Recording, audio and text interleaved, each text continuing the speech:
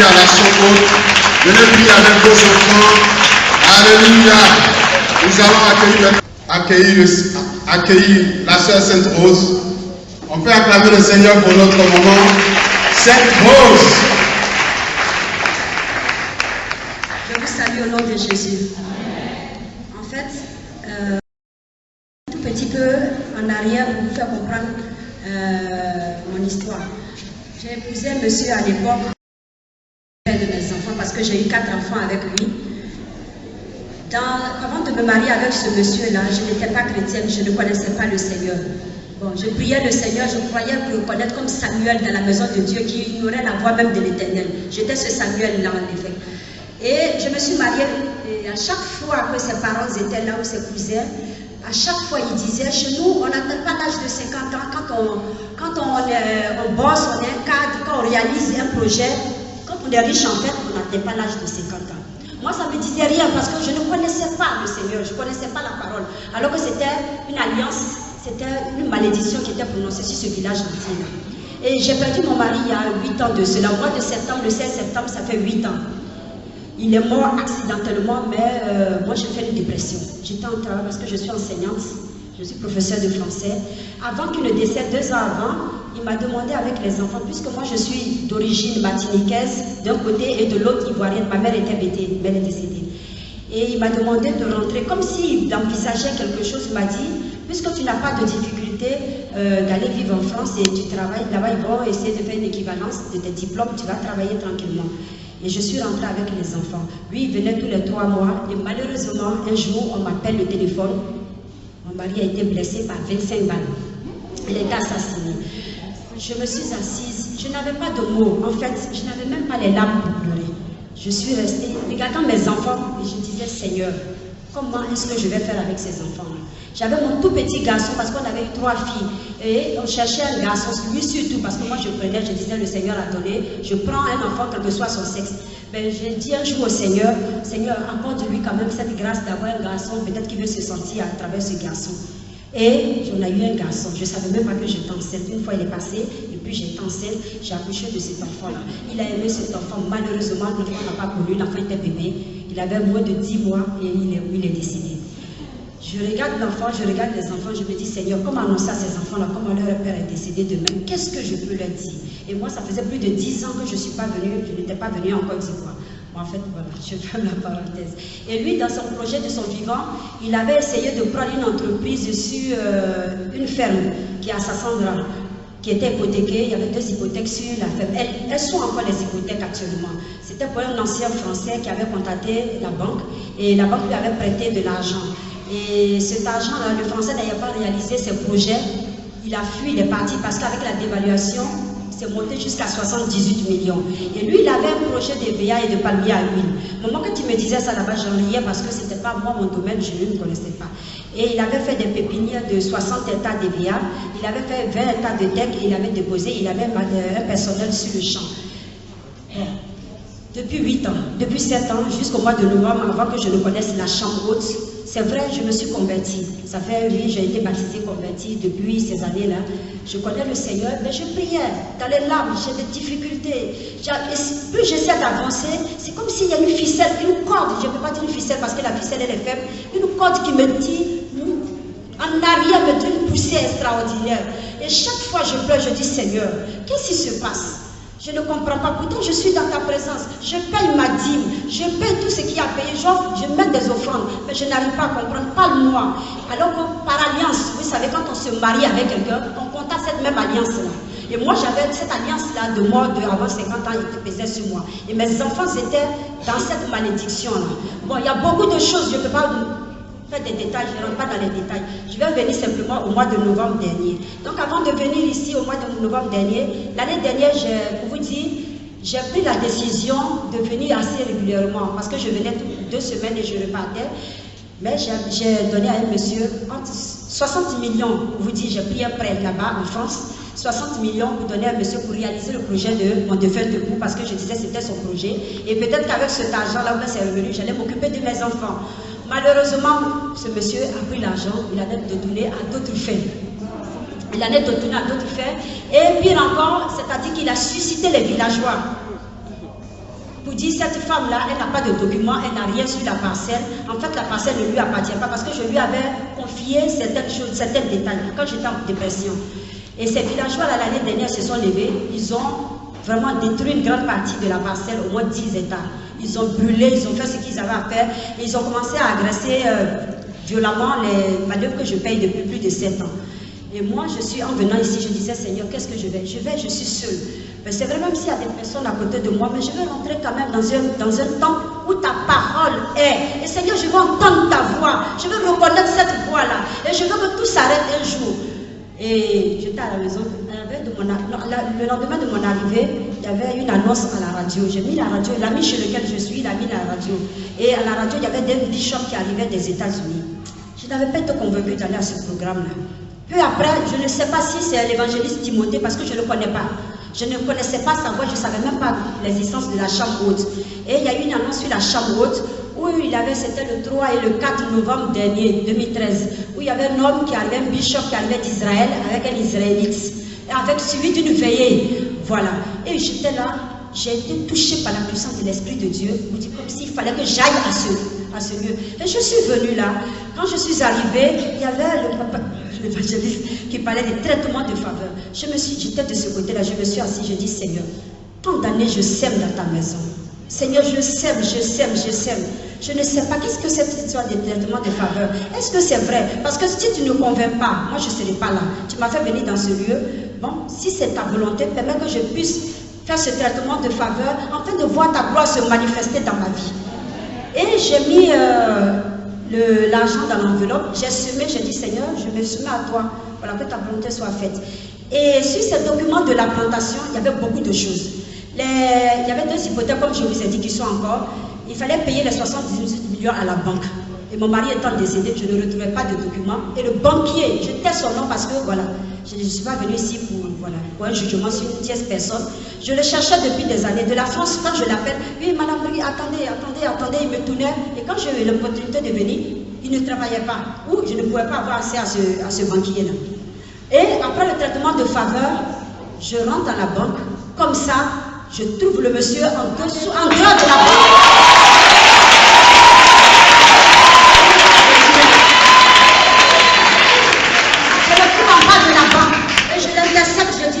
Excusez-moi, je suis madame Tan. Est-ce que c'est possible que vous me donniez les documents nécessaires? Mon mari n'étant plus, je veux quand même poursuivre. Je les poursuis. Même sans votre accord, je les poursuis parce que de toute façon, on allait perdre. Donc je les poursuis, mais je veux les documents de la banque. Donnez-les-moi. Je vous promets. Le monsieur est resté là et il m'a dit, venez avec moi. Il m'a conduit voir le contentieux et il m'a présenté une dame. L'Esprit de Dieu a touché cette dame comme si vous connaissez depuis des années. Elle a fait une invitation à mon nom. Elle a tout fait. Mais quand elle me tient, elle me dit, madame, je ne sais pas, mais votre situation me touche beaucoup. Je ferai de mon possible pour vous dire c'est la faveur. Et c'est là que j'ai dit la faveur. Et pour vous dire, je suis partie. Bon, j'ai dit au Seigneur pour venir, mais malheureusement la veille, je ne l'ai pas fait. La veille, c'était le 7 novembre dernier, je ne l'ai pas fait parce que il y avait les agents de l'agriculture qui devaient passer sur le domaine qui est à Sassandra. Donc j'étais obligée de partir, mais avec un mal dans le cœur, je suis partie. Je suis revenue, les villageois, quand on devait se rencontrer, ils ont commencé à boycotter les travaux, il fallait payer les agents de l'agriculture, ils m'ont donné, j'ai payé. Je dis Seigneur, je te suis. Je m'emmenais dans ce pays, cette fois-ci je ne partirai pas, sans que je ne vois ta gloire. Et malheureusement, j'ai perdu 2 billets d'avion. Ils n'ont pas voulu, ils ont boycotté. Cette fois-ci, je reviens. Au mois d'avril, je suis venue, j'étais là. Le mardi, je suis venue pour 3 semaines, je suis restée là, j'ai semé. Le traitement de faveur, j'ai semé. Le Seigneur a encore fait. Parce que cette dette, il me demandait de payer sur 6 mois les 78 millions. Et je suis venue, j'ai semé. J'ai dit, Seigneur, tu me vois. Là-bas, je dois. Parce que j'ai entrepris 60 millions pour la plantation qui n'a rien donné. Aujourd'hui, je commence avec un nouvel équipage. Mais là, Seigneur, qu'est-ce que je peux faire? Ta faveur dans ma vie. Ta faveur, Seigneur. Ta faveur. Et tenez-vous bien, de 78 millions. Là-bas, ils se sont concertés à la banque. Ils sont descendus jusqu'à 20 millions.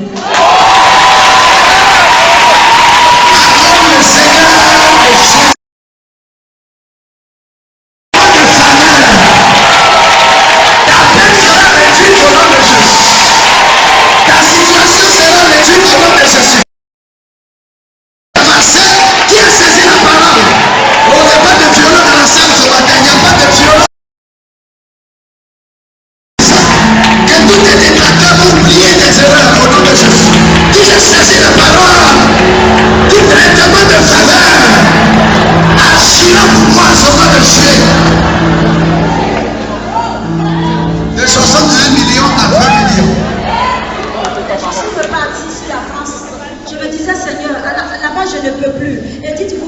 jour, j'étais là-bas, parce que je vous dis que je suis enseignante.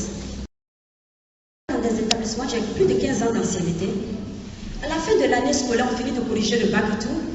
Je n'ai pas reçu d'affectation. Alors qu'il s'était passé un complot dans mon dos, ma responsable hiérarchique avait, je ne sais pas quel rapport elle avait fait, et j'ai perdu mon poste. Tous mes collègues se sont levés, ils ont dit qu'ils n'étaient pas d'accord, parce qu'ils savent ma motivation dans le travail. Mais je dis, Seigneur, si c'est ta volonté, pour que je fasse autre chose, et que je m'approche davantage de toi, qu'il en soit ainsi. Mais sinon, tu peux m'intégrer. Et je suis venue. Bon, cette fois-ci, je viens là encore pour toujours la plantation. Je viens là, le mardi d'avant, j'étais là, le mardi dernier, où il y avait eu le message sur Esther, il y avait l'évangéliste a dit, il y aura 3 jours, enfin, dans la semaine, où Dieu va agir. Et moi, je semais encore. J'ai fait le traitement de faveur et j'ai dit, Seigneur, cette fois-ci, il faut que je me mette là et qu'il faut que je témoigne. Je suis partie à Sassandra.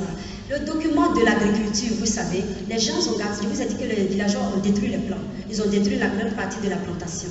Ils ont déposé le document dans un tiroir, mais le document était perdu. Donc quand j'ai fini de semer, je suis partie. Dieu a fait. Le Seigneur a fait encore, parce que ce document qui était enfoui, je ne sais pas où.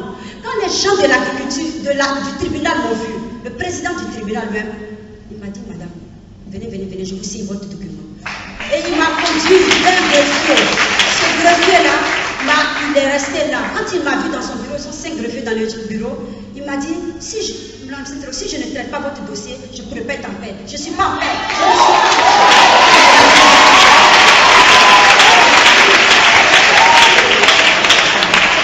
Le jeudi dernier, parce que je suis partie d'ici le mardi après la prière, je suis partie 3 jours après, je suis partie, c'était le jeudi, je suis partie à Sassandra le mercredi, et ça c'était le jeudi, et ce document il fallait l'emmener à l'agriculture. Dites-vous bien, le Seigneur n'a pas fini son œuvre, parce que j'arrive à l'agriculture, dès que j'arrive, le tribunal même le président du tribunal même m'a confié un greffier, m'a dit accompagnez la bonne dame juste à l'agriculture, donc j'étais escortée. Je suis arrivée à l'agriculture. Arrivé à l'agriculture, les gens de l'agriculture qui me connaissaient déjà, ils m'ont dit, mais qu'est-ce que vous faites? Il dit, mais j'accompagne la dame. Le président m'a dit d'accompagner la dame pour que le dossier soit remis main à main et qu'on traite on s'occupe de sa demande. Alléluia. Et comme ça, on a déposé, il a déchargé. Au moment de sortir, le DR de l'agriculture sort et je l'intercepte. Je dis, monsieur le DR, je peux vous voir? Il me dit, il n'y a pas de souci, je partais à la maison, je suis très malade. Mais venez dans mon bureau. Dites-vous bien, on est resté. Le Seigneur a encore agi. Il a disposé le cœur de ce monsieur. Parce que quand j'ai fait le traitement de faveur le mardi dernier, j'ai dit, Seigneur, dispose tous leur cœur. Quelles que soient les lois. Parce que l'évangéliste disait, la loi me saute. Vous pouvez se fâcher, c'est pas l'expression.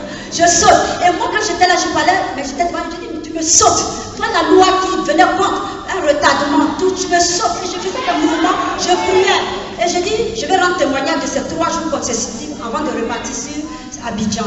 Effectivement, le directeur m'a reçu, il a appelé les agents. On a pris rendez-vous pour hier lundi. Et hier lundi, il appelle les villageois. Je vous dis, vous n'allez pas le croire, mais le Seigneur fait au-delà de ce que nous pensons. Il fait. Le Seigneur agit. Vous savez, la pensée que j'avais dans mon cœur, pour qu'il fasse la tête agricole assez rapidement avant de retourner, parce que mes enfants, quand je viens, ils restent entre eux. Ils restent entre eux là-bas. Donc, je dis, Seigneur, qu'il en soit fait. Comme toi, tu vois, les choses se dérouler. Et le Seigneur a touché les cœurs. Avant que je n'arrive, hier, on arrive, ils me disent qu'on s'est concerté. Vraiment, on a eu, madame, votre cadeau, ça nous dérange.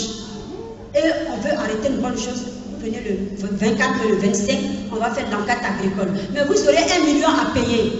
Je suis restée, j'ai dit, Seigneur, payer 1 million. Parce qu'il faut donner 200 000 francs pour 10 hectares. Et après, à l'hectare, tu as payé 6 000 francs. Je disais, Seigneur, où je vais sortir? Mais avec toi, tout est possible. Tu agiras.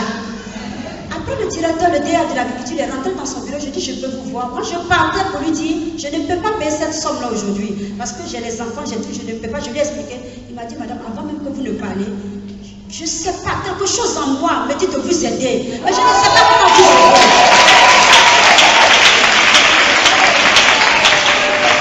Je ne sais pas comment vous aider. Il se gratte la tête. Il dit, bon, malheureusement, les 200 000 francs, vous allez les payer. Mais le reste, laissez. Laissez.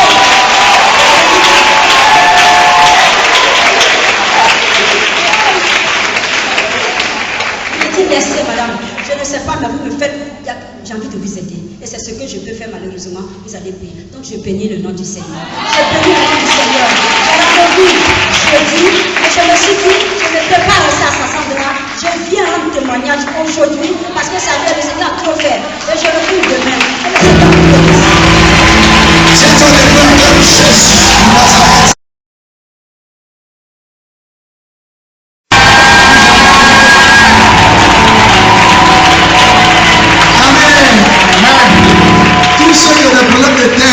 Ce témoignage, vous serez propriétaire, quel que soit le Jésus, je déclare la parole. Tous vos biens qui sont aux mains de l'ennemi, restituer au nom de Jésus-Christ. De la même manière, David a restitué les biens de Saül. Je prophétise par l'onction de Dieu sur ma vie et la grâce de Dieu dans ce lieu de la chambre. Dieu va te permettre de rentrer en possession de tes terres, de tes plantations. Tu ne seras plus locataire, tu seras propriétaire de tes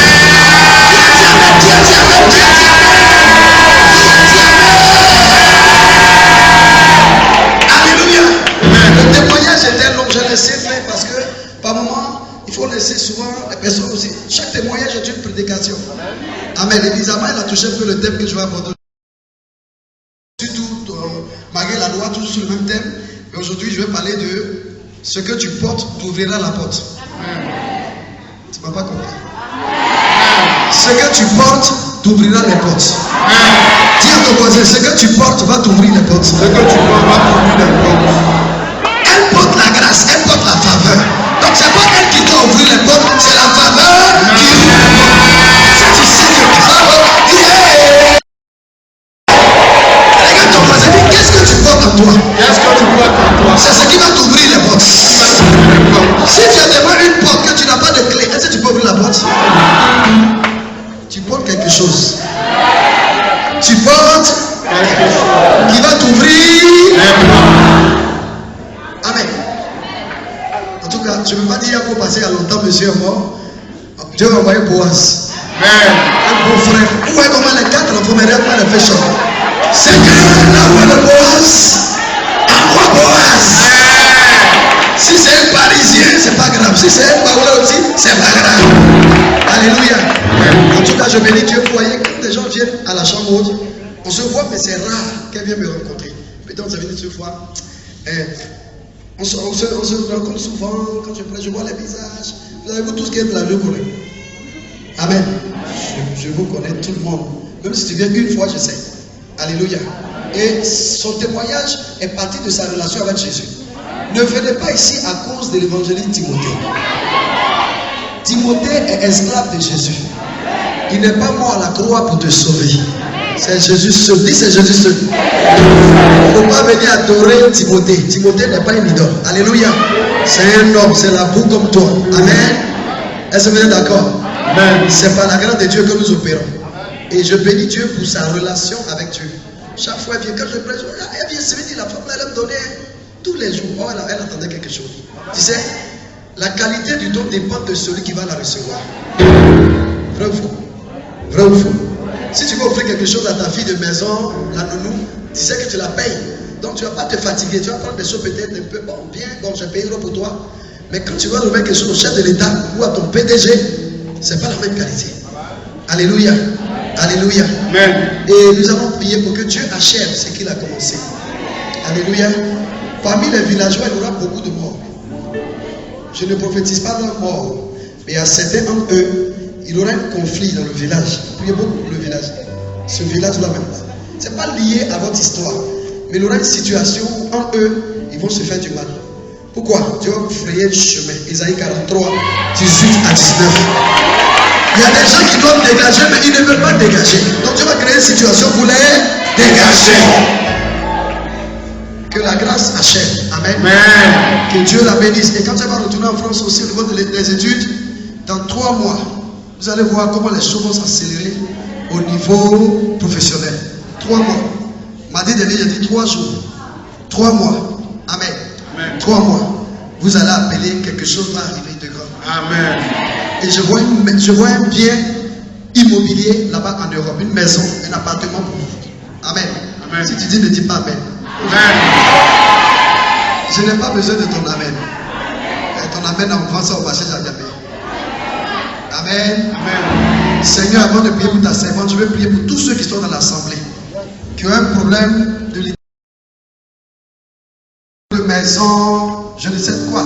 Père, tout ce qui est lié à la terre qui vous appartient, au niveau de vos plantations, je prie, Seigneur, qu'il y ait restitution totale au nom de Jésus-Christ. Qu'il y ait restitution totale au nom de Jésus. De tous ceux qui ont commencé un projet de construction qui est bloqué à cause de l'argent, Dieu va t'envoyer un ange. Dieu va t'envoyer un ange et il va t'apporter le financement au nom de Jésus. Donnez vos deux mains. Attrapez-moi avec les deux mains. Seigneur, merci pour ta grâce. Au-delà de tout, Dieu a une grâce pour vous par rapport à l'évangélisation. Par rapport à investissez-vous beaucoup dans l'évangélisation. Vous a donné, c'est comme une onction. Je parle de Dieu, mais pour l'évangélisation, pour le salut des âmes. Partout où vous irez annoncer Jésus-Christ. Parce que votre joie a beaucoup l'envie. Et cette joie est pour proclamer l'évangile. Merci Seigneur parce qu'elle va retourner jeudi pour finaliser ce dossier. Je prie que la grâce aplanisse ses sentiers. Et que tous les reliefs soient aplanis. Merci Père pour les enfants. Garde, bénis-les là où ils sont là-bas. Et donne-leur de pouvoir être meilleurs. Et donne-leur de suer les larmes de leur maman pour toujours. Et aussi remplace la vie que l'époux que ta servante a perdu depuis des années. Parce que quand l'époux de Ruth est parti, tu as remplacé par Boaz. Béni sois-tu en tout chose, que ta volonté soit faite au nom puissant de Jésus-Christ. Dis amen plus fort que ton voisin. Ton amen.